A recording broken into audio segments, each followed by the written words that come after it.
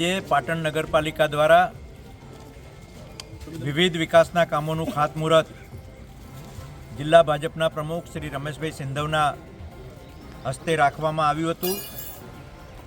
જે પાટણ શહેરમાંથી પસાર થતી સરસ્વતી નદીની કેનાલ ઉપર બે નાળા એટલે અહીંયા જૂનું વાલાવાડ કહેતા હતા, એટલે હાંસાપુરથી સીધું પાટણ જવા માટેના આ રસ્તા ઉપર અને બીજું નિર્મળનગરનું જે નાળું છે એને પહોળું કરીને મોટું કરવાનું 10 મીટરના એટલે 30-33 ફૂટ આ નાળા પહોળા કરવાનું 77 લાખ રૂપિયાનું કામ છે।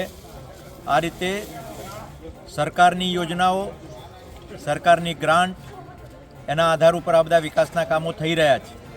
ચોમાસા પહેલાં આ કામ પૂર્ણ થશે।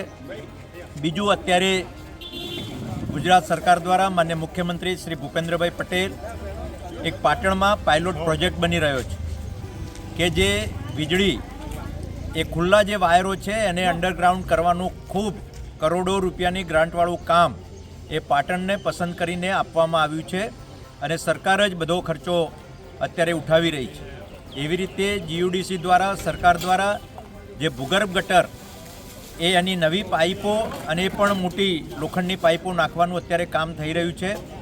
ચોમાસું સામે છે અને ત્યાર પછી તરત જ નવા વર્ષમાં ચૂંટણીઓ આવવાની છે, ત્યારે હું સૌને, નગરપાલિકા અને બાકીના સૌને અપીલ કરું છું કે અત્યારે જે કામો વીજળીના અને ભૂગર્ભ ગટરના થઈ રહ્યા છે એ વધુમાં વધુ ઝડપી અને કોઈપણ જાતના અડચણ વગર કરવા દેવામાં આવશે તો પૂર્ણ થશે।